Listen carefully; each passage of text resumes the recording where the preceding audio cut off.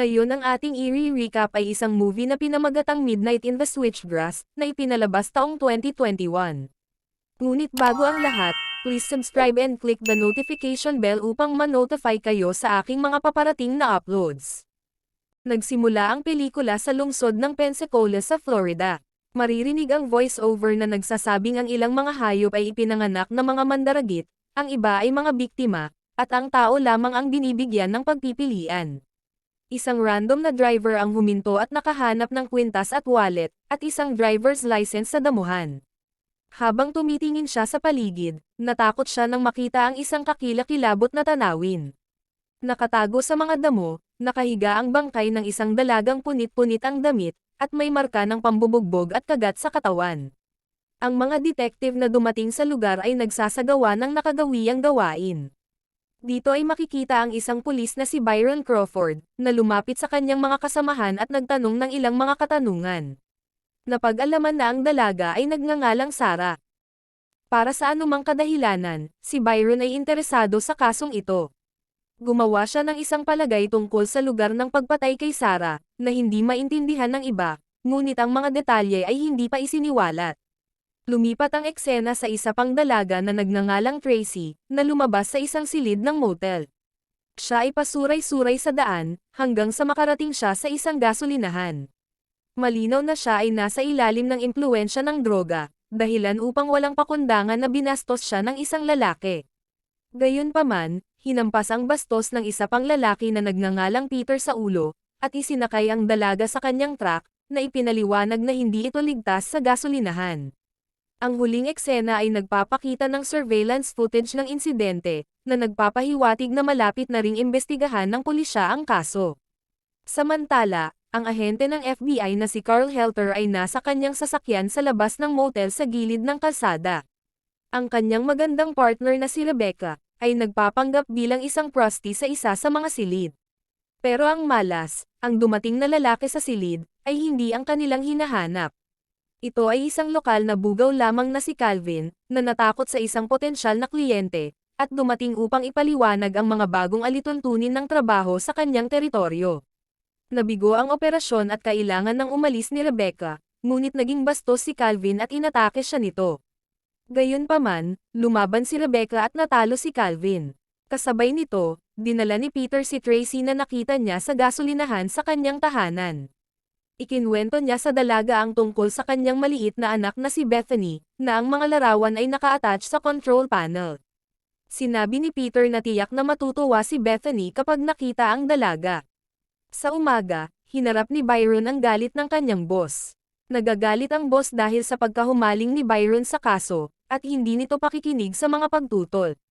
Tinangka ni Byron na iugnay ang 7 pagpatay sa iisang serye, at nais na makipag-partner sa FBI sa kaso para sumulong ang investigasyon, ngunit tinanggihan ito ng boss.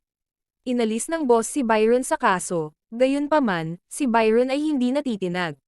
Nangako siyang hahanapin ang pumatay sa mga babae, kahit na ang iba sa kanila ay walang pakialam. Samantala, nahihirapan din si Rebecca sa sitwasyon. Pinilit ng iskandalo kahapon ang FBI na itigil ang operasyon, at magpadala ng mga partner sa ibang lokasyon. Namumula sa galit si Rebecca, at tahasang sinabi kay Carl na hindi siya titigil hanggat hindi niya nakikilala ang sospek. Samantala, iniimbestigahan ni Byron ang pagpatay kay Sarah, ang dalagang natagpuan sa damuhan sa simula ng pelikula. Pumunta siya sa bahay nito at nakilala ang kanyang ina. Ang ina ay nagkwento tungkol sa mahirap na pagkabata ni Sarah, partikular ang pagkakaroon ng isang alcoholic na ama. Lumipat si Sarah ng bahay halos 1 taon na ang nakalilipas, at hindi nito naiintindihan ang mga lalaki, dahilan sa hindi nakakagulat na pagdurusa nito. Napagtanto ng ina na malamang na hindi mahuli ang pumatay kay Sarah, ngunit hiniling kay Byron na sabihin sa kanya kung mangyayari ito. Nanlumo na umuwi si Byron sa bahay, at ang tanawin ng kanyang asawa na nakikipaglaro sa kanilang anak, ay panandaliang nagpasaya sa kanya. Gayunpaman, ang trabaho, mga pagpatay at pagkawala ng mga babae, ay muling nagpapaalala kay Byron. Inaalo ng asawa si Byron, at paulit-ulit na sinabi ang kanyang sariling mga salita, na ang mga nawawalang babae ay walang ibang maaasahan bukod sa kanya. Umuwi si Peter sa bahay, ngunit hindi nito kasama si Tracy. Gumugol siya ng gabi kasama ang kanyang asawa at anak na si Bethany. Pagkatapos ay nagpaalam si Peter na umalis para magtrabaho, at malumanay na nagtampo ang kanyang asawa dahil sa madalas nitong pag-alis. Ang lahat ay mukhang ganap na inosente. Sa ilang sandali, makikita ang mapagmahal na asawa at ama na si Peter sa isang motel, kung saan siya ay hinikayat sa silid ng isang prostitute.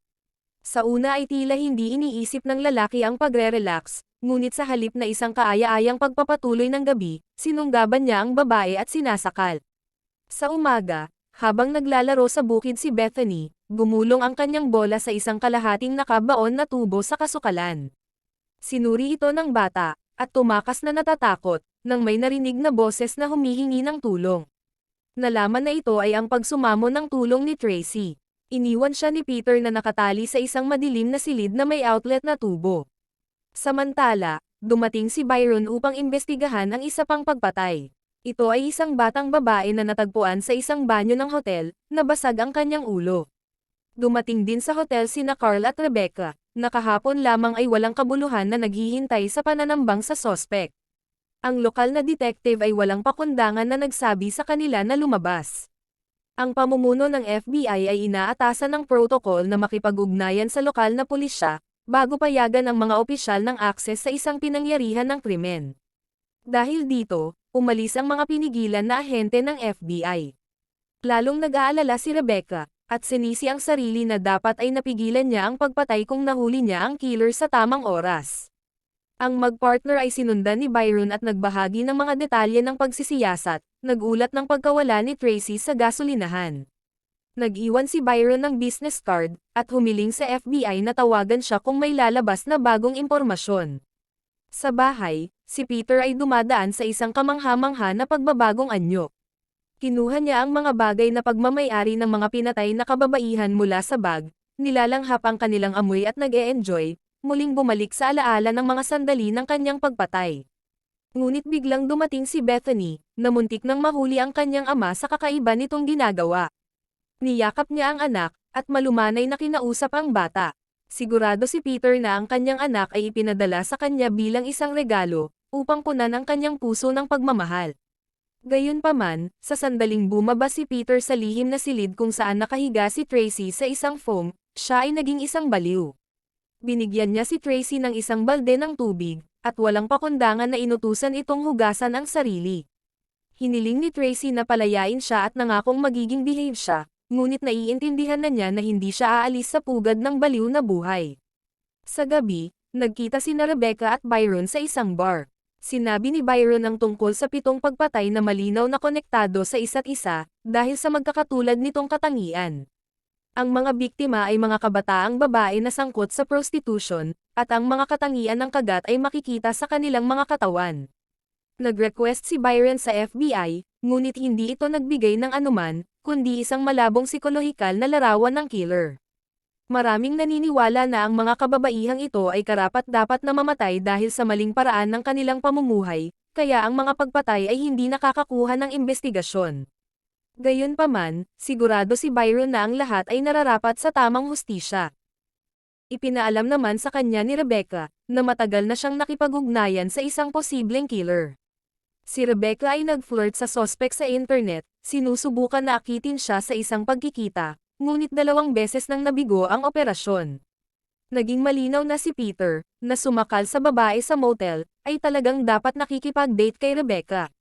Itinuro ni Byron si Rebecca kay Heather, ang kapatid ng babaeng kinidnap ni Peter na si Tracy. Napag-alaman na sinadya niyang pinalabas si Tracy sa silid, dahil gusto niya itong protektahan mula sa panliligalig ng kanyang bugaw na si Calvin. Ang hindi niya akalain ay itinulak niya ang sariling kapatid sa mga kamay ng isang baliw. Pinuntahan ni Rebecca ang tirahan ni Calvin, at ang isang mahirap na pakikipag-usap sa kanya ay nagbigay ng lead sa ahente. Nang gabing iyon, nakita ni Calvin ang isang truck sa labas ng silid, at alam niyang ang killer ay nagmamaneho ng isang truck na may pattern ng lightning bolt. Bago umalis si Rebecca, sinubukan ni Calvin na maawa sa kanyang sarili, sa pamamagitan ng pagsisiwalat na nakita niyang binaril ng kanyang ama ang sarili nito noong bata pa lang siya. Walang humpay ang ahente, kailangan din niyang tiisin ang pagpapakamatay ng kanyang ina, ngunit palusot lamang ito. Ang psychological trauma ay hindi nagbibigay sa isang tao ng karapatang gumawa ng masama. Ibinahagi ni Rebecca ang kanyang nakalap na impormasyon kay Carl, na hindi gaanong masigasig sa kanyang naririnig. Hindi na siya bata, magdi-divorce na sa kanyang asawa, at ayaw niyang mamatay sa pakikipagtandem sa isang babaeng itinuturing niyang toxic. Ang marubdob na pagnanais ni Rebecca na linisin ang mundo ng mga masasamang tao, ay maaaring humantong sa kanilang dalawa sa gulo. Umalis si Carl, habang nagpatuloy naman si Rebecca sa kanyang misyon. Sa tulong ni Byron, muling nakipag-ugnayan si Rebecca sa di-umano'y killer sa pamamagitan ng internet. Gumawa ang killer ng appointment sa isang lokal na bar, ngunit sa panahon ng operasyon, nagkahiwalay ang dalawa dahil hinabol ni Byron ang isang kahina-hinalang lalaki. Lumapit si Peter kay Rebecca sa bar, at lihim na nilagyan ng droga ang inumin nito. Dinala ni Peter si Rebecca sa kanyang truck, habang balisa si Byron pagbalik sa bar, dahil nawalan siya ng contact sa kanyang partner. Nakahanap siya ng footage mula sa mga kamera sa gas station na hindi naabot ng pulis, kinakalkala ang kumpanya na nagmamay-ari ng truck. Sa daan ay kausap niya ang asawa, na hindi nauunawaan kung paano siya iwanan ni Byron na mag-isa, kasama ang anak na may sakit. Nilabag pa ni Byron ang batas sa pamamagitan ng pagsuri sa mga file ng Harbor Freight Company nang walang warrant. Siya ay pinagmumultuhan ng mga pag-iisip tungkol sa mga pinaslang na kababaihan at kanilang mga kamag-anak, kung saan siya ay pinilit na sabihin ang kakilakilabot na katotohanan. Sa wakas, sa pamamagitan ng pagsisikap at kaunting swerte, tinutukoy ng babae ang pagkakakilanlan ng driver na kumidnap kay Tracy. Nagising si Rebecca sa piitan ni Peter, habang nakakadina sa pader at pagod na pagod. Gayunpaman, nakahanap siya ng lakas upang tumugon ng natatakot na si Tracy, bago hikayatin siyang subukang tumakas.